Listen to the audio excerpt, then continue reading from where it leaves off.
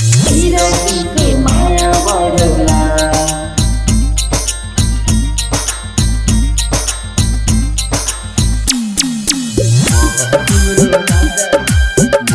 तिम्रो राजा तिमी मेरी कहानी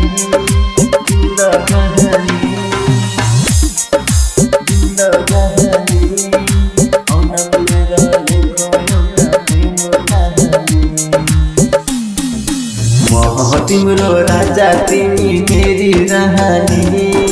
जिन्दगानी औनम लिएर लेखो एउटा प्रेम कहानी तिम्रो राजा तिमी मेरी कहानी जिन्दगानी औनम लिएर लेखो एउटा प्रेम कहानी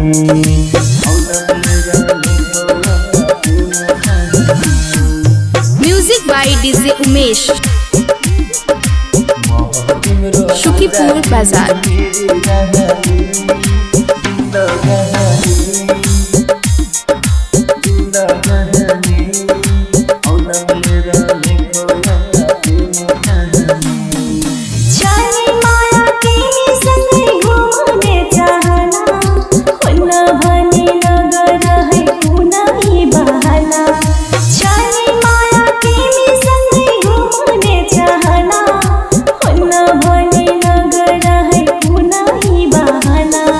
गर्दिन म कुनै बहाना छोरी माया तिमीसँग घुम्ने चाहना म तिम्रो राजा तिमी मेरी रानी जिन्दगानी औनम लिएर लेखो एउटा प्रेम कहानी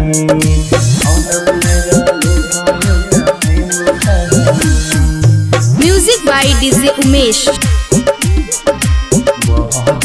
शुकीपुर बाजार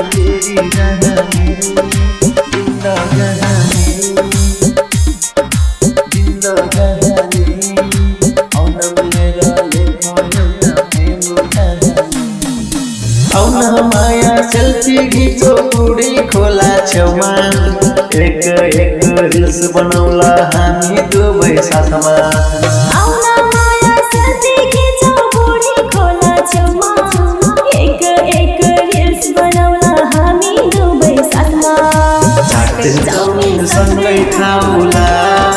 सँगै खाउला